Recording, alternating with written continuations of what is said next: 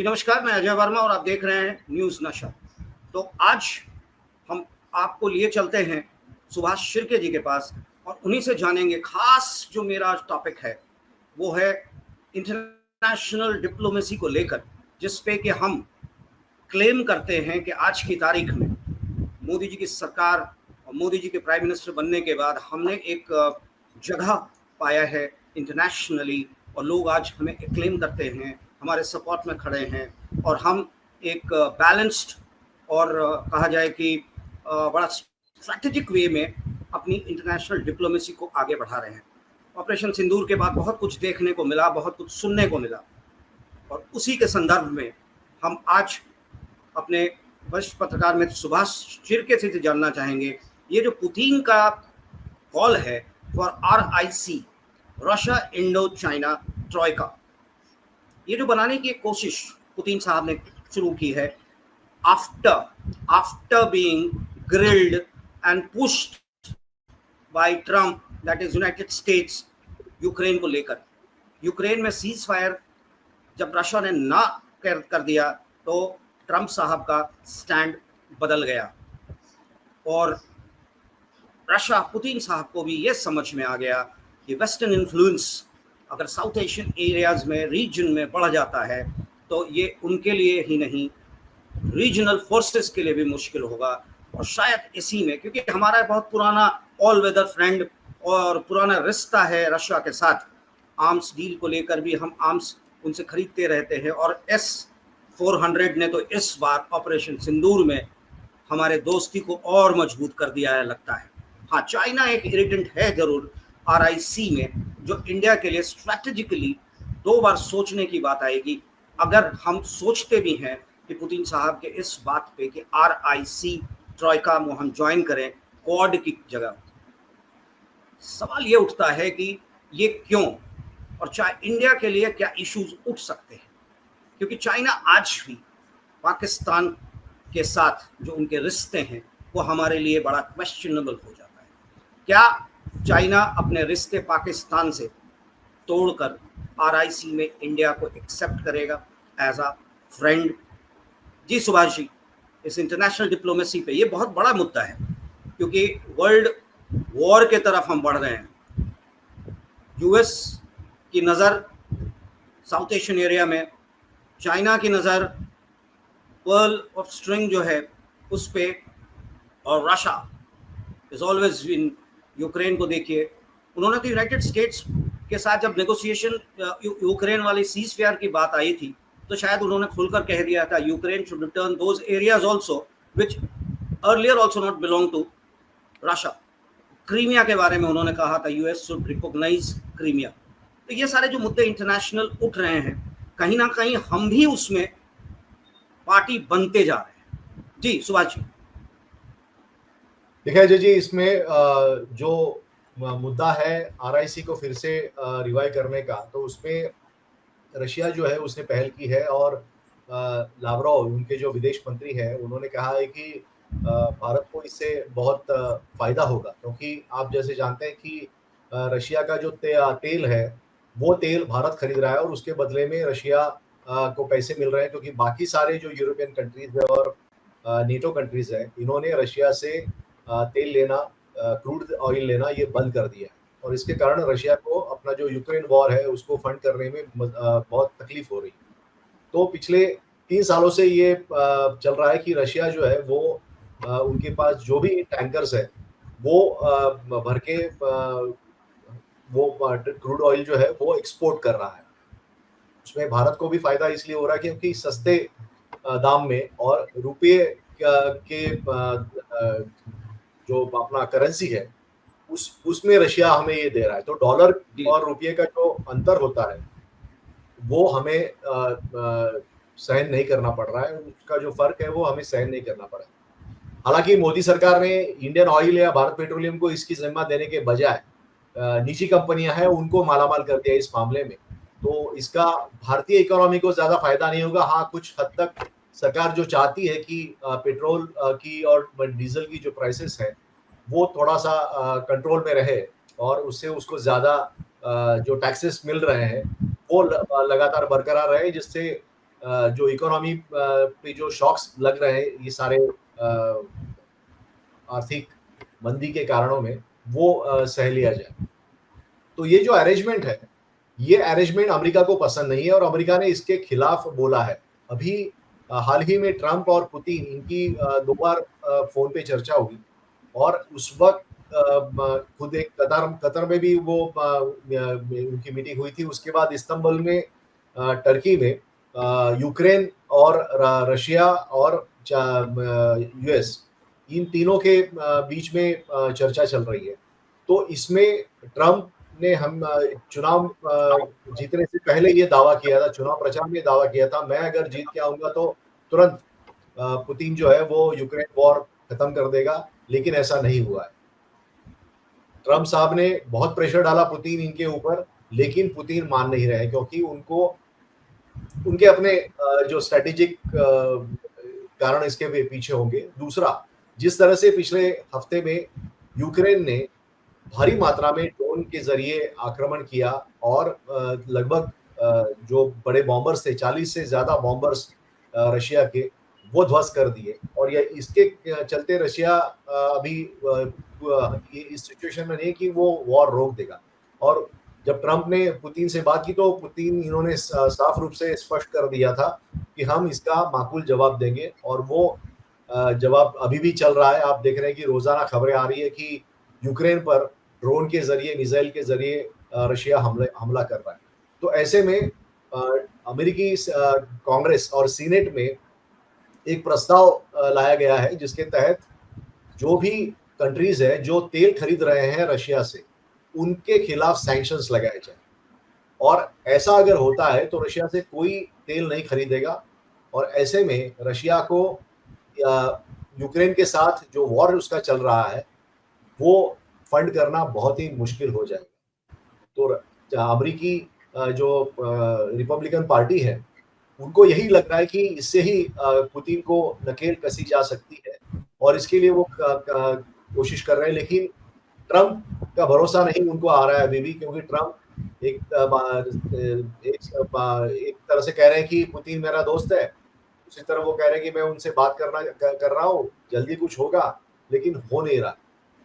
तो इस कश्मकश में ये पूरा जो मामला है वो अटका पड़ा हुआ है, लेकिन रशिया अपनी तरफ से कोशिश कर रहा है और यही कारण है कि अगर भारत अमेरिका के साथ चला जाता है तो इस भारतीय महाद्वीप में रशिया को मुश्किल हो जाएगा। तो इसलिए रशिया, चाइना और भारत जो है इसका एक्सेस मजबूत करने की कोशिश रशिया कर रहा है और इसके लिए रशिया ने कई सारे कंसेशंस देने की बात कही है। उसमें जो लश्कर यानी डिफेंस इक्विपमेंट जो है वो सस्ते दामों पे देने की बात कही है, लेकिन उसका असर जो है वो हालांकि हमारा डेवलपमेंट एजेंडा जो है वो भटका के जो वॉर लाइक एजेंडा है उस पर ही चला जाएगा, तो भारतीय इकोनॉमी को इसका ज़्यादा फायदा नहीं होगा। तो ऐसे में सिर्फ क्रूड ऑयल जो है वो चालू रहे, रशिया से आता रहे, इसके लिए भारत को रशिया के साथ दोस्ती जो है वो और पक्की करनी पड़ेगी। चाइना जो अभी पाकिस्तान के साथ चला गया है उसको दूर करने के लिए रशिया मदद करे, ये भारत चाहेगा और यही कारण है कि रशिया, इंडिया और चाइना जो RIC कंट्रीज है वो एक दूसरे के साथ आने की कोशिश कर रहे हैं। अजय, ये RIC की जो बात आती है, आई है जो स्पॉट कर रहे हैं पुतिन साहब, इंटरनेशनल जो सिनारियो है उसको देखते हुए, तो आपको क्या लगता है हमें क्या करना चाहिए, यानी कि भारत को क्या करना चाहिए? क्योंकि लावरोव ने जो कहा उसके जस्ट एक दिन बाद एक रिपोर्ट में देख रहा था कि यूनाइटेड स्टेट के डिफेंस सेक्रेटरी जो हैं पीट हेक्सेट, उन्होंने अनाउंस किया कि US is deepening its relations with India, यानी कि मिलिटरीली, स्ट्रैटेजिकली, इकोनॉमिकली। और उन्होंने कहा कि he cited few examples like joint exercise जो इंडो पैसिफिक में हमारा होने वाला है, टाइगर ट्रायम्फ और टाउसन साब्रे। तो इन चीज़ों को देखते हुए वो ये कह रहे हैं कि हमारे रिश्ते प्रगाढ़ होते जा रहे हैं, यानी कि India is moving towards waste, United states उनके हिसाब से। पुतिन चाहते हैं कि हम RIC ज्वाइन करें। इंडिया के लिए स्ट्रैटेजिकली जो मैं देख रहा था कि कुछ लोगों का ये कहना है कि इंडिया के लिए स्ट्रैटेजिकली ये ज़्यादा फायदेमंद होगा अगर वो आरआईसी में जाता है under certain conditions and asking for concessions. पहला कंसेशन ये मांगना चाहिए और मांगेंगे शायद, और अगर करते हैं तो हम मिलिटरली इस एरिया में खुद को स्ट्रॉन्ग कर लेंगे। और हमारा जो पाकिस्तान के साथ बांग्लादेश नया है, श्रीलंका जब तब खड़ा हो जाता है, मॉलडीव्स कहीं ना कहीं से चढ़ा दिया जाता है, नेपाल जो हम चारों तरफ से घिरे हुए हैं, उसमें हमें फ़ायदा मिल सकता है अगर हम इस कंसेशन के साथ आरआईसी के साथ बात करें कि China should withdraw all it's relations with Pakistan. अगर वो हो जाता है तो हमारा बॉर्डर सिक्योर हो जाएगा इन अ वे। हाँ, एक थ्रेट हमेशा रहेगा नॉर्थ ईस्टर्न साइड में, तो उसके लिए हमें तैयार रहना होगा विद रशिया, रशियंस, जो हमारा ऑल वेदर फ्रेंडशिप है, रिलेशन है। आपको क्या लगता है, what should India do at this stage? इस स्टेज में इंडिया को क्या करना चाहिए? देखिए, यूएस के साथ अगर हमारा ट्रेड है तो वो ट्रेड क्या है, उसमें से ज्यादातर ट्रेड ये डिफेंस ट्रेड है। उसका भारत की इकोनॉमी पे असर कुछ नहीं होगा, यानी फायदा नहीं होगा। अगर वो ट्रेड यानी जो इकोनॉमिक ट्रेड अगर होता, जैसे हमारा जो एग्रीकल्चर प्रोड्यूस है वो अमेरिका के पास चला जाता है, हमारा जो बाकी उत्पाद है वो अमेरिका अगर खरीदता है तो उसका भारतीय इकोनॉमी पे असर होगा, क्योंकि भारतीय कंपनियां जो है उनको ज्यादा आमदनी होगी। लेकिन हमारा ज्यादातर ट्रेड वो डिफेंस ट्रेड है। दूसरा, यूएस पुश कर रहा है भारत को कि ड्यूटीज कम करें। उनका कहना है कि ट्रेड डेफिसिट है, भारत का 500% से ज्यादा ड्यूटी लगा रहा है, तो इसलिए ऑटोमोबाइल जो है उस पर वो ज्यादा उनका ये कहना है कि oil, defence equipment, soybean, corn, whisky और ऑटोमोबाइल, ये जो चीजें हैं वो अमेरिका भारत को बेचना चाहता है, और उस पर जो ड्यूटी लगाई है भारत ने उसको वो कम करना चाहता है। यानी इसका उल्टा असर हमारी इंडस्ट्री पे पड़ेगा और उसमें हमारा नुकसान है। तो ये जो चीजें हैं इसमें हमें ये देखना पड़ेगा कि ये सारी चीजें रशिया के साथ अगर हम ट्रेड करते हैं तो उसका हमें फायदा क्या है। एक तो यूएस के साथ ट्रेड करने का नुकसान ये है कि डॉलर और जो रुपये का एक्सचेंज रेट है वो हमें भारी पड़ता है, और वो हमें डॉलर में सारे पैसे उनको देने पड़ते हैं। दूसरा, रशिया के साथ अगर हम ट्रेड करते हैं तो रशिया रुपये का जो करेंसी है वो एक्सेप्ट करता है, और रूबल और रुपया इसका एक्सचेंज सेम मानता है रशिया। ये नहीं मानता कि वो रूबल जो है वो रुपये से ज्यादा महंगा है। तो इसका फायदा हमें ये होता है कि हमें ट्रेड डेफिसिट यहाँ पे होता नहीं है। हमारा जो भी ट्रेड है वो एक बराबर के हिस्सेदारी पे होता है। दूसरी तरफ अगर हम चीन की बात करें तो चीन हमेशा हमारे साथ ट्रेड ज्यादा करने में उत्सुक रहा है, और इसके पहले भी जो गवर्नमेंट थी, कांग्रेस यूपीए की गवर्नमेंट थी, उन्होंने सबसे ज्यादा तवज्जो दिया है कि चाइना के साथ हमारा ट्रेड बढ़े, और जिससे आज भी, एक सेकंड, आज भी अगर हम टेलीकॉम की बात करें, भले ही हमारे कॉर्पोरेट्स टेलीकॉम में घुसे हैं, पर जो बेसिक इंफ्रास्ट्रक्चर है वो कहीं ना कहीं से टावर्स वगैरह तो चाइनीज ही हैं। जी, क्योंकि ये सारा जो रेयर अर्थ मिनरल्स है जो ये टेलीकॉम सेक्टर को लगता है, इस रेयर अर्थ मिनरल्स में चाइना की मोनोपोली है।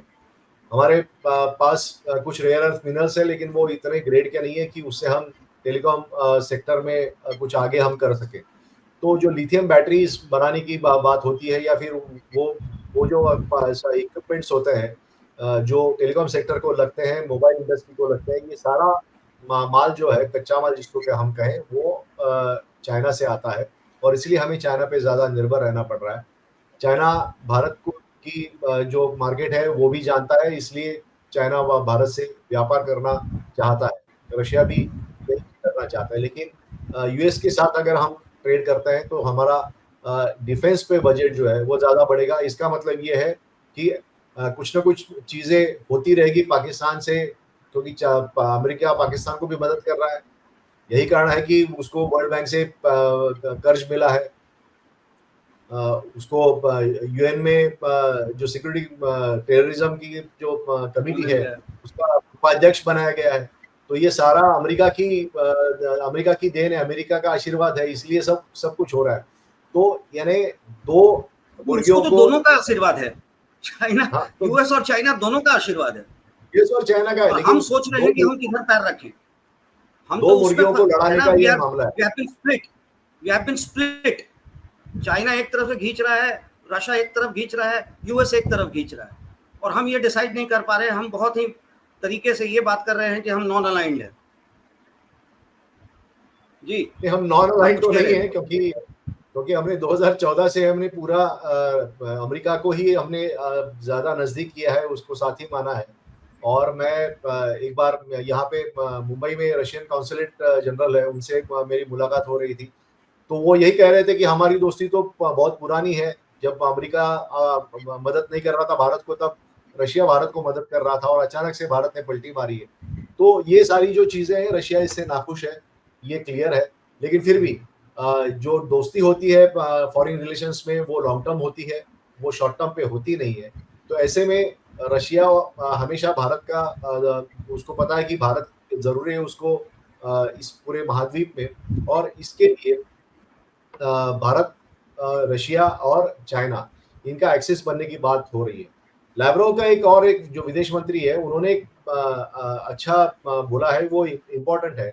उन्होंने कहा था कि क्वाड का जो एक्सेस है, यानी उसमें अमेरिका, जापान, इंडिया और ऑस्ट्रेलिया, ये जो 4 कंट्रीज है, उनको मिला के क्वाड नाम का एक एक्सेस बना है, देशों का समूह बना है। और ये समूह इकोनॉमिक रिलेशन के साथ साथ अब डिफेंस सेक्टर में भी वहां पे वो कोऑपरेशन कर रहा है। तो लैवरोव ने बोला कि हमने भारत को अलाउ किया क्वाड में जाने के लिए, और अभी जब ये क्वाड जो कंट्रीज है वो मिलिट्री एक्सरसाइज कर रही है, तो ये ध्यान रखना चाहिए भारत को कि इसमें इसका नुकसान आपको हो सकता है। तो एक तरफ हमें बॉसिंग कर रहा है ट्रम्प साहब, दूसरी तरफ रशिया के लावरोव साहब भी हमें बॉसिंग कर रहे हैं। तो हमारी हैसियत क्या रही है ये पता नहीं चल रहा है। लेकिन जिस तरह से हमारा एक इम्पार्शियलिटी थी फॉरेन रिलेशंस में, हम अमेरिका के साथ भी ठीक थे, हम रशिया के साथ भी ठीक थे, हम दोनों को इक्वी डिस्टेंस पे हमने रखा था, और चाइना के साथ हमारे अच्छे संबंध थे। तो ये जो चीजें हैं, यही हमें करनी पड़ेगी Ajay. To keep all the three at equal distance. आप यही कहना चाहते हैं कि हम एक इंडिपेंडेंट स्टैंड लें, ना कि सिर्फ अपने बिजनेस के लिए, अगर हमारे कंट्री के विकास के लिए इकोनॉमिक फ्रंट पे हो, या डिफेंस के फ्रंट पे हो, या फिर इंटरनेशनल रिलेशंस, और जहां हमें ज़रूरत पड़े वहां तक इनके साथ रिश्ते बनाए रखना चाहिए। देखिए, चाइना के साथ रिश्ते अच्छे बनाने का एक फायदा यह है कि वो पाकिस्तान को चेक कर सकता है, पाकिस्तान पर दबाव डाल सकता है। और जो ट्रेड इसके पहले भी पाकिस्तान के साथ हमारा चल रहा था, प्याज पाकिस्तान से हमें आता था, शुगर यानी शक्कर जो है वो पाकिस्तान से आती थी। तो ये जो सारी चीजें हैं, इसके पहले भी हमने ट्रेड किया है। अटल बिहारी वाजपेयी के जमाने से ट्रेड यहाँ पे हुआ है, इसके पहले भी हुआ। तो ये जो सार्क कंट्रीज का जो एक कॉन्सेप्ट था कि वो आपस में इकोनॉमिक कोऑपरेशन बनाए, जो आज की तारीख में यूरोप में चल रहा है।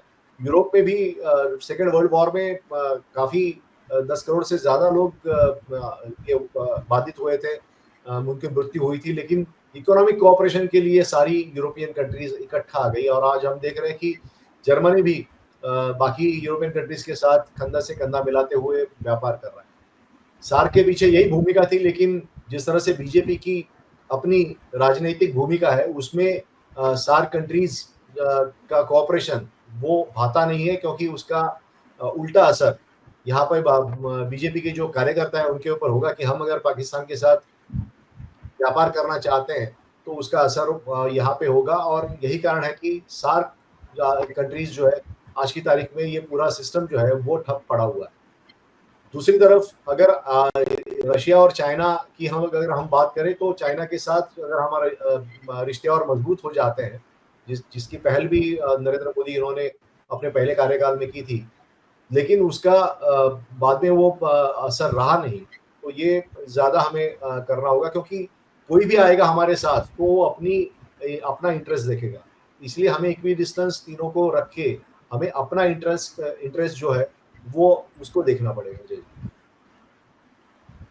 नहीं, मेरा सवाल फिर से वही है, क्या हम आरआईसी में जाएं? क्या हम वेस्टर्न अलायंस को मेंटेन रखें, या फिर ना आरआईसी ना वेस्टर्न अलायंस, एक इंडिपेंडेंट स्टैंड, इक्वी डिस्टेंस, पर फिर हम अकेले पड़ जाएंगे। और मेरे हिसाब से जो मुझे लगा रिपोर्ट्स देखकर कि आज की तारीख में अगर आप आरआईसी में जो पुतिन साहब का ट्रॉयका है उसके पार्ट बनते हैं, तो you can force, even force में वर्ड यूज कर रहा हूँ, कंसेशन तो अलग चीज़ है, फोर्स कर सकते हैं as a part of that group China को कि कम से कम साउथ एशियन रीजन में जहाँ इंडियन इंटरेस्ट सीवर ना हो, इफेक्टेड ना हो, इम्पैक्टेड ना हो। ये शायद इंटरनेशनल डिप्लोमेसी का एक नया स्टैंड हो सकता है इंडिया के लिए। जी, आपको क्या लगता है? देखिए, इससे पहले भी हमने नेटो कंट्रीज का सदस्य होने से मना कर दिया था। हमने कॉम्प्रिहेंसिव टेस्ट बैन ट्रीटी, जिसको सीटीबीटी कहते हैं, उस पे सिग्नेचर करने से मना कर दिया था, क्योंकि अगर हम सिग्नेचर वहां पे करते हैं तो हमें कोई भी नया जो एटम विस्फोट करना है तो हम नहीं कर सकते, परमाणु विस्फोट हम नहीं कर सकते। इसलिए हमने सीटीबीटी पे हस्ताक्षर कभी नहीं किया। लेकिन इसके बावजूद यूपीए के कार्यकाल में मनमोहन सिंह इन्होंने डील की थी अमेरिका के साथ, और वो जो न्यूक्लियर जो ट्रीटी जो है वो करके लाए। हालांकि बीच में ये सारी जो चीजें थी उसको वो पूरे नहीं कर पाए, लेकिन नरेंद्र मोदी इनके कार्यकाल में ये जो न्यूक्लियर ट्रीटी है वो और उसने तेजी पकड़ी है, और बाकी जो उसकी जो ट्रीटीज और होनी है कंपनियों के बीच में, एग्रीमेंट्स होने हैं, ये सारी चीजें अभी होनी शुरू हो गई है। तो हमने दोनों को इक्वी डिस्टेंस में रखा था। एक तरफ हमने अमेरिका से न्यूक्लियर ट्रीटी की, दूसरी तरफ हमने रशिया से S-400 जो मिसाइल सिस्टम है वो हमने खरीदी। उसका पुरजोर विरोध किया था अमेरिका ने, लेकिन अमेरिका का विरोध हमने माना नहीं था। तो ये जो चीजें हैं ये हमने दोनों को इक्वी डिस्टेंस में रख के हमारा जो फायदा था वो हमने कर लिया, और वैसे ही चीजें हमें आगे करनी पड़ेगी कि हमें अपना फायदा देखना पड़ेगा। अमेरिकी प्रेशर आएगा, रशिया का प्रेशर आएगा, लेकिन हमें अपना हित जो है वो देखते हुए आगे कदम उठाने पड़ेंगे। क्योंकि इस ऑपरेशन सिंदूर ने एक चीज तो साबित कर दिया, जो देखने को मिला उसके बाद जो रिपोर्ट्स थी और जिस तरीके से इंटरनेशनल मीडिया भी इसमें खुलकर सामने आया और तरह तरह की बातें और नैरेटिव्स की बात आई कि कैसे यूनाइटेड स्टेट्स ने पहलगांव के अटैक के पहले क्रिप्टो काउंसिल, पाकिस्तान के क्रिप्टो काउंसिल के साथ सिग्नेटरी बनकर उनका पार्टनर बने, जिसके एडवाइजर एक चाइनीज हैं।